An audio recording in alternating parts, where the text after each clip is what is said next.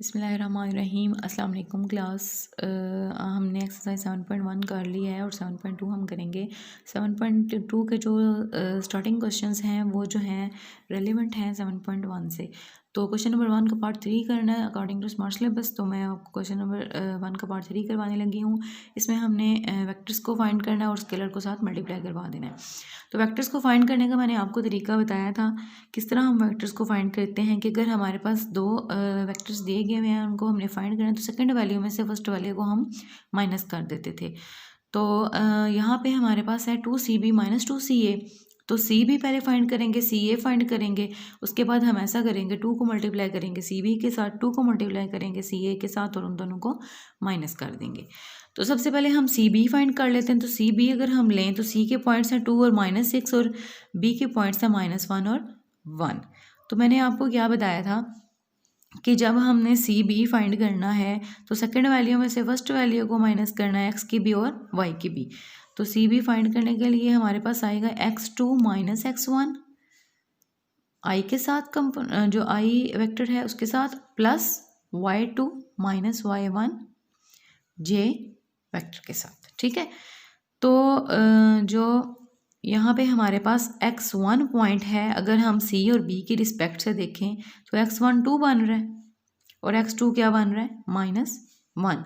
इसी तरह y1 बन रहा है -6 और y2 बन रहा है 1।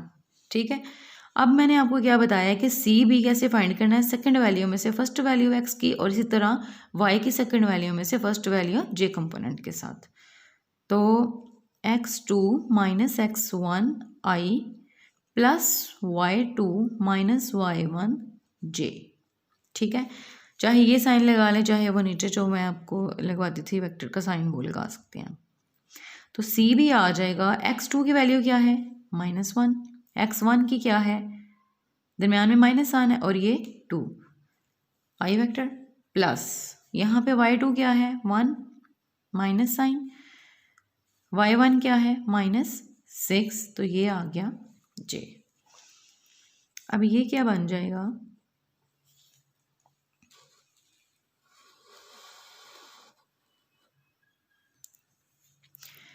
-1 और -2 क्या बनेगा -3i प्लस * अगर ये माइनस अंदर हम मल्टीप्लाई करें तो ये प्लस हो जाएगा तो 1 + 6 आ जाएगा j कंपोनेंट के साथ। तो ये आ जाएगा -3i + 7j। ये आ गया हमारे पास सी बी। अब दूसरा हमने क्या पॉइंट फाइंड करना है 2CA। तो 2 को हम बाद में मल्टीप्लाई करवा लेंगे, पहले हम फाइंड करते हैं CA। सी बी हम फाइंड कर चुके हैं, ये सी बी की वैल्यू आ चुकी है। अब हम करेंगे CA। इसी तरह CA के लिए हमारे पास फार्मूला लगेगा x2 minus x1 i plus y2 minus y1 j। ठीक है। अब देखें अगर हम C और A के पॉइंट्स देखें, C के पॉइंट्स क्या हैं 2 और -6 और A के पॉइंट्स क्या हैं 2 और 5। तो यहाँ पे x1 क्या बन रहा है 2 और x2 क्या बन रहा है 2 और y1 क्या बन रहा है -6 और y2 क्या बन रहा है 5। ठीक है। अब मैंने यही फार्मूला यूज़ करके हमने वैल्यूज़ लगानी है इसमें। x2 की वैल्यू क्या है 2 माइनस x1 की वैल्यू क्या है 2 आई कंपोनेंट के साथ प्लस y2 की वैल्यू क्या है 5 माइनस y1 की वैल्यू क्या है -6 j कंपोनेंट के साथ। ये आ जाएगा 0i प्लस 5 माइनस अंदर मल्टीप्लाई हुआ तो प्लस हो गया +6 आ गया j कंपोनेंट के साथ। तो ये आ गया 0i प्लस 11j। ये हमारे पास आ गया CA।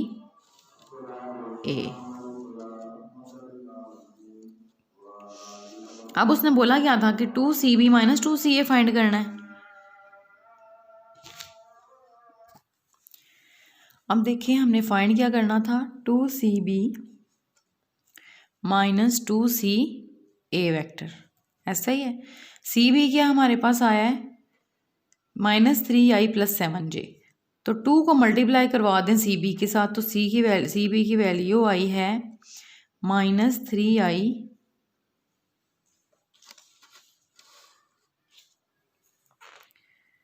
+ 7j और -2 इंटू CA की वैल्यू क्या आई है 0i + 11j, ठीक है।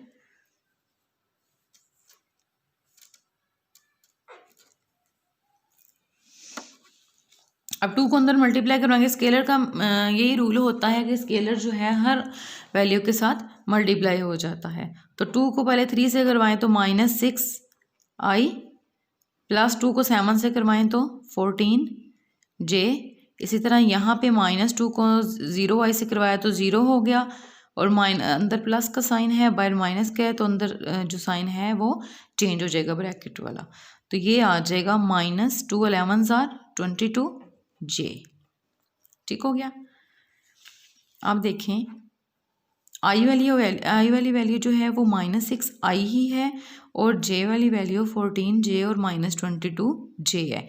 तो -22j में से 14j जो है उसको माइनस करें तो क्या आंसर आता है 8, और साथ माइनस साइन लगेगा क्योंकि 22 के साथ जो है वो माइनस साइन था और बड़ी वैल्यू 22 थी, तो ये हमारे पास इसका आंसर आ गया, ठीक है। ये क्वेश्चन ऐसे हो जाएगा। हाँ जी, अब हम ऐसा करेंगे, हम क्वेश्चन नंबर 2 करेंगे। क्वेश्चन नंबर 2 में क्या है कि अगर हमारे पास u जो है वो i + 2j - k है, और v क्या है 3i - 2j + 2k, और w क्या है 5i - j + 3k। तो इसके पार्ट 2 और पार्ट 3 करना है, तो मैं आपको 3 पार्ट करवा देती हूँ, सेकंड पार्ट जो है वो आप खुद कर लीजिएगा। थर्ड पार्ट क्या है कि 3v जो वेक्टर है प्लस w वेक्टर है उसका मैग्नीट्यूड फाइंड करना है। तो सबसे पहले हमने क्या करना है कि 3 को जो है v के साथ मल्टीप्लाई करेंगे, ठीक है। उसके बाद उसको ऐड कर देंगे w वेक्टर में, और इन दोनों को ऐड करके इसका मैग्नीट्यूड ले लेंगे। तो मैग्नीट्यूड का आपको पता है कि वो लेंथ होती है, और मैग्नीट्यूड हम कैसे लेते हैं कि i का जो कंपोनेंट होता है उसका स्क्वायर ले लें, उसके बाद जो j का कंपोनेंट होता है उसका स्क्वायर ले लें, उसके बाद जो k का कंपोनेंट होता है उसका स्क्वायर लेके उनका अंडर रूट लें, तो वो हमारे पास आ जाता है मैग्नीट्यूड, ठीक है। तो सबसे पहले हम ऐसा करते हैं, हम 3v जो है इसको सॉल्व कर लेते हैं। 3v कैसे आएगा कि 3 को हम v के साथ मल्टीप्लाई कर देंगे। v क्या है 3i - 2j + 2k। 3 को सारी वैल्यू के साथ मल्टीप्लाई करेंगे। 3 को 3 से किया तो क्या आया 9i - 3 2s are 6j + 3 2s are 6 साथ k वेक्टर, ठीक है। ये 3v की वैल्यू हमारे पास आ गई है, ठीक है। अब हमने क्या करना है 3v + w, ठीक है। तो 3v की जो वैल्यू आई है उसको ऐड कर देना है w में। w की वैल्यू हमें गिवन है, ठीक है।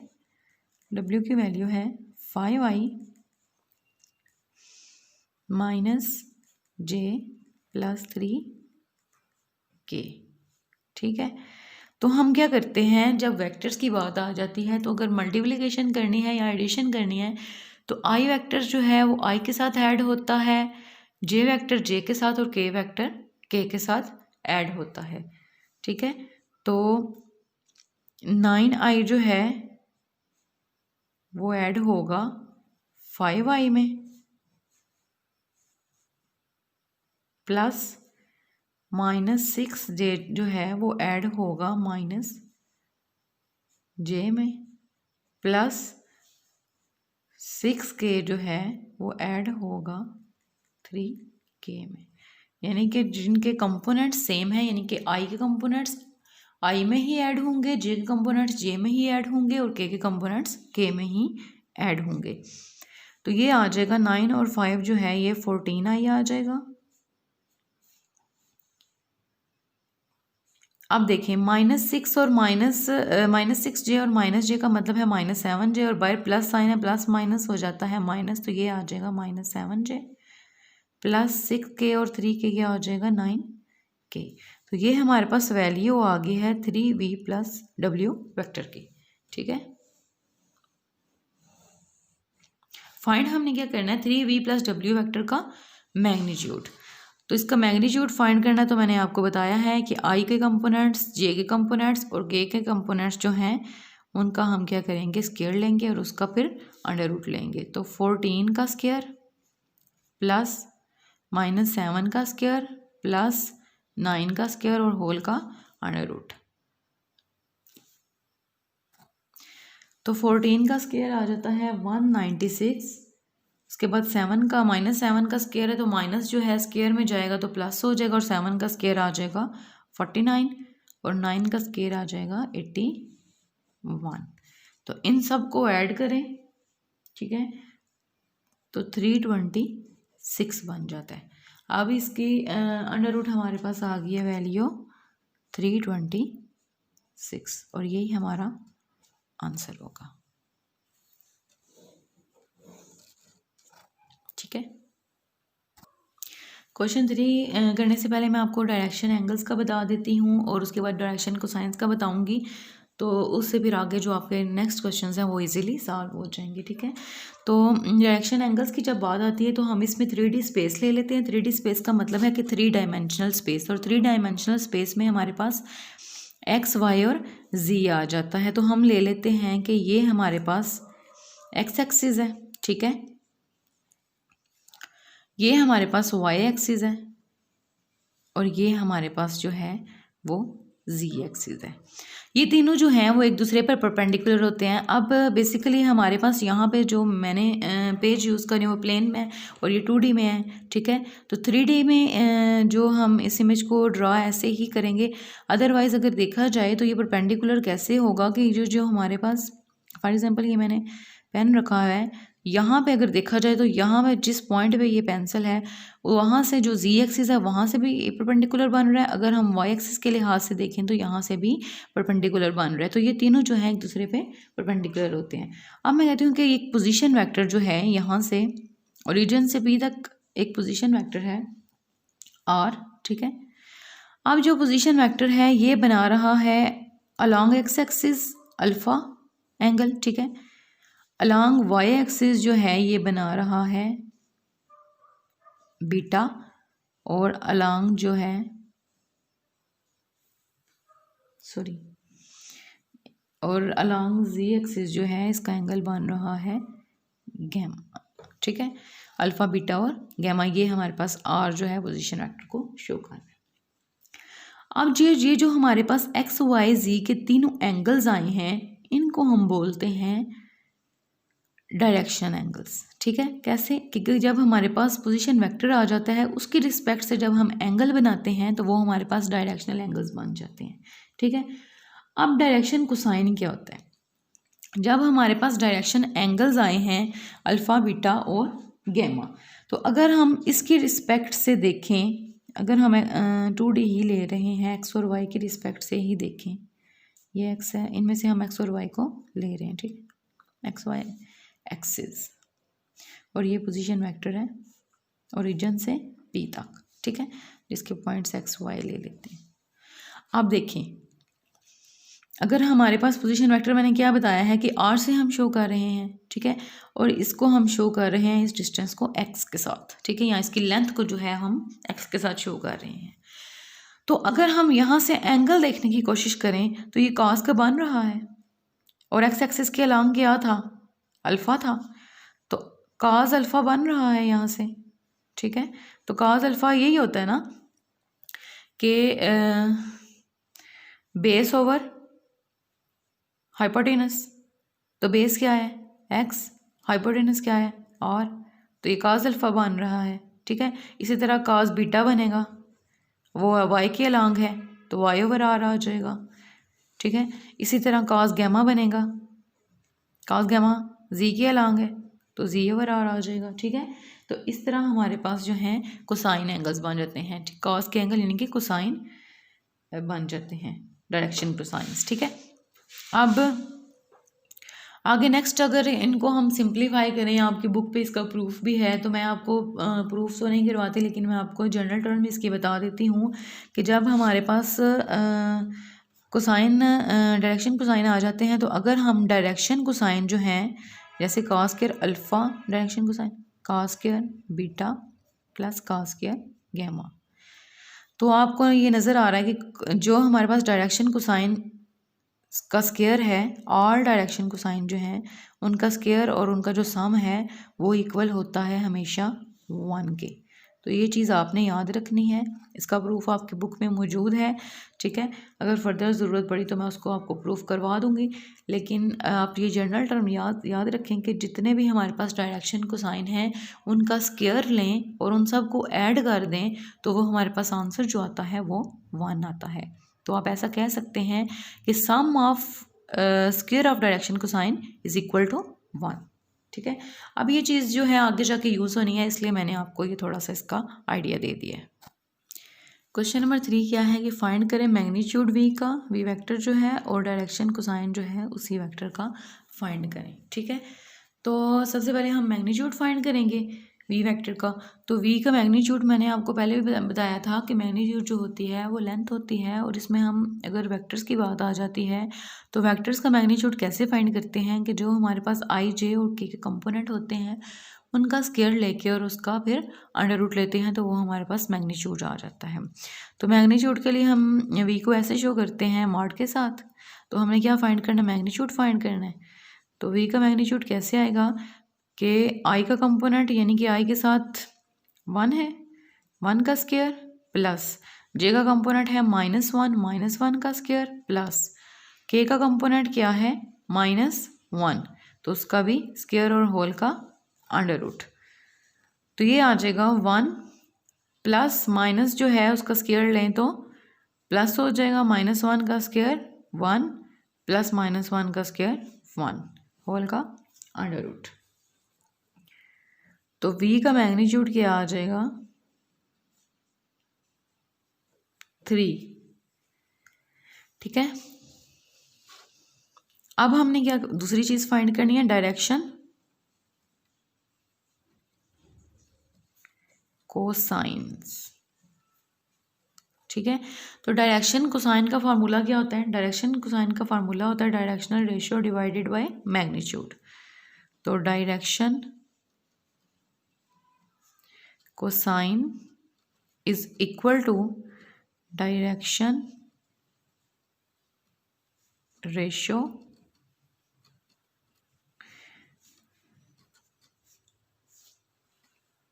डिवाइडेड बाय मैग्नीट्यूड, ठीक है।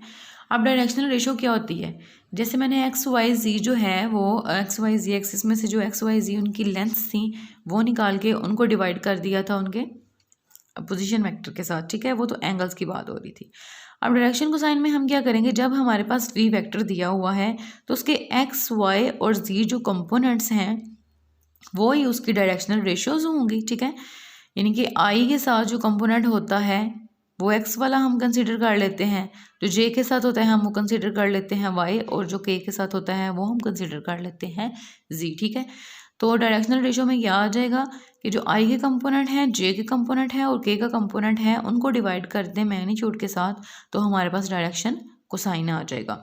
तो आई का कंपोनेंट क्या है, अगर इस लिहाज से देखा जाए तो डायरेक्शनल रेशियोज क्या आ रही हैं 1 1 -1 और -1, यानी कि आई के साथ 1 है, जे के साथ -1 है, के साथ -1 है।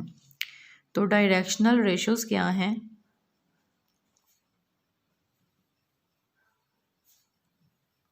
1 -1 और -1, और इनको डिवाइड करना है हमने मैग्नीट्यूड के साथ, ठीक है। तो सबसे पहले हम आई के लिहाज से देख लें तो डायरेक्शनल रेशियो क्या आ जाती है, फर्स्ट आ जाती है 1 डिवाइडेड बाय उसका मैग्नीट्यूड, तो मैग्नीट्यूड क्या है √3, ठीक है। सेकंड क्या आ जाती है -1, -1 को भी √3 से डिवाइड कर देंगे। थर्ड भी हमारे पास -1 है, उसको भी √3 से डिवाइड कर देंगे। तो ये हमारे पास आ गया डायरेक्शन कोसाइन, ठीक है। डायरेक्शन को साइन हम ऐसे फाइंड करेंगे।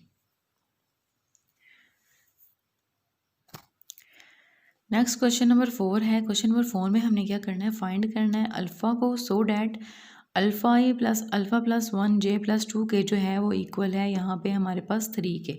ठीक है, तो हमें फाइंड क्या करना है, अल्फ़ा फाइंड करना है और वैल्यू हमें क्या दी हुई है, अल्फ़ा आई प्लस अल्फ़ा प्लस 1 जे प्लस 2 के जो है वो इक्वल है, उसका मैग्नीट्यूड जो है वो इसके इक्वल है, 3 के इक्वल है। तो हमने क्या करना है कि हमारे पास आई जे और के कंपोनेंट्स और इसका मैग्नीट्यूड फाइंड करना है। ठीक है, तो मैंने क्या बताया था कि आई जे और के कंपोनेंट्स जो हैं उनका स्क्वायर लें और उसका अंडर रूट लें, तो वहाँ से हमारे पास आ जाता है इसका मैग्नीट्यूड। तो अगर हम यहाँ से अल्फ़ा का स्क्वायर लें यानी कि आई के कंपोनेंट का स्क्वायर प्लस जे के कंपोनेंट का स्क्वायर, अल्फ़ा प्लस 1 जो है वो जे का कंपोनेंट है उसका स्क्वायर और के का कंपोनेंट क्या है 2 उसका स्क्वायर। ठीक है, और होल का अंडर रूट और दूसरी साइड पे हम ले लें 3। ठीक है, अब देखें अगर हम दोनों साइड पे स्क्वायर लें तो ये अंडर रूट खत्म हो सकता है, ऐसा ही है। तो हम ऐसा करते हैं by taking square on both sides. तो जब दोनों साइड पे हम स्क्वायर लेंगे, अल्फ़ा का स्क्वायर प्लस अल्फ़ा प्लस 1 का स्क्वायर प्लस 2 का स्क्वायर होल का स्क्वायर इज इक्वल टू यहाँ पे 3 का स्क्वायर। तो ये स्क्वायर और ये अंडर रूट खत्म हो गए, यहाँ पे क्या रह गया, अल्फ़ा का square plus alpha plus 1 whole का स्क्वायर प्लस 2 का स्क्वायर इज इक्वल टू यहाँ पे 3 का स्क्वायर यानी कि 9 आ जाएगा। आप देखें अल्फ़ा का square as it is, alpha plus 1 whole का स्क्वायर अगर हम देखें तो ये हमारे पास बन रहा है फार्मूला ए प्लस बी होल का स्क्वायर इज इक्वल टू ए का स्क्वायर प्लस बी का स्क्वायर प्लस 2 ए बी, ऐसा ही है। ये फार्मूला ओपन यहाँ पे होगा यानी कि ए यहाँ पे क्या है अल्फ़ा स्क्वायर प्लस बी का स्क्वायर यानी कि 1 का स्क्वायर तो 1 ही होता है प्लस 2 ए बी यानी कि 2 अल्फ़ा इंटू 1 तो 2 अल्फ़ा ही आएगा प्लस यहाँ पे आ गया 4 इज इक्वल टू 9। हम 9 को इस साइड पे ले आते हैं, alpha square plus 1 plus 2 alpha plus 4 minus 9 is equal to 0। अब अल्फ़ा स्क्वायर और अल्फ़ा स्क्वायर ऐड होंगे तो क्या बन जाएगा 2 अल्फ़ा स्क्वायर, यहाँ से 1 और 4 ऐड होंगे तो क्या बन जाएगा 5 माइनस 9 इज इक्वल टू 0। फिर ये बन जाएगा 2 अल्फ़ा स्क्वायर प्लस 2 अल्फ़ा और 9 में से 5 माइनस किया तो माइनस 4 इज इक्वल टू 0। अब इस सारी टर्म में से अगर हम 2 को कॉमन ले लें तो हमारे पास रह जाता है alpha square plus alpha minus 2 is equal to 0। ठीक है, अब 2 जो है यहाँ पे मल्टीप्लाई हो रहा है, वहाँ पे जाके डिवाइड होगा, 0/2 इज इक्वल टू 0 आ जाता है, तो यहाँ पे आ जाएगा अल्फ़ा स्क्वायर, तो ये आ जाएगा alpha square plus alpha minus 2 is equal to 0। अब अगर फैक्टराइजेशन होती है तो फैक्टराइजेशन कर लें, अगर फैक्टराइजेशन नहीं होती तो हम कौन सा फार्मूला लगाएंगे, क्वाड्रेटिक फार्मूला लगा लेंगे। तो यहाँ पे अगर देखें तो फैक्टर बन रहे हैं, 2 1s are 2, तो ये आ जाएगा minus 2 alpha plus alpha plus 2 alpha minus 2 is equal to 0। तो अल्फ़ा स्क्वायर प्लस 2 अल्फ़ा वाली टर्म अलग कर लें, माइनस इंटू अल्फ़ा माइनस 2 वाली टर्म अलग कर लें इज इक्वल टू 0। यहाँ से अल्फ़ा कॉमन निकलेगा, ये आ जाएगा अल्फ़ा प्लस 2, यहाँ से 1 कॉमन निकलेगा, ये आ जाएगा माइनस साइन, अंदर साइन चेंज हो जाएगा, alpha plus 2 is equal to 0। अब यहाँ से हमारे पास फैक्टर्स बन गए अल्फ़ा प्लस 2 और alpha minus 1 is equal to 0। एक दफ़ा अल्फ़ा प्लस 2 को 0 के इक्वल रखेंगे, देन अल्फ़ा माइनस 1 को 0 के इक्वल रखेंगे। यहाँ से अल्फ़ा की वैल्यू आ जाएगी -2, यहाँ से अल्फ़ा की वैल्यू आ जाएगी 1। तो अल्फ़ा की वैल्यू क्या है -2 और 1। ठीक है, यही हमने फाइंड करना था।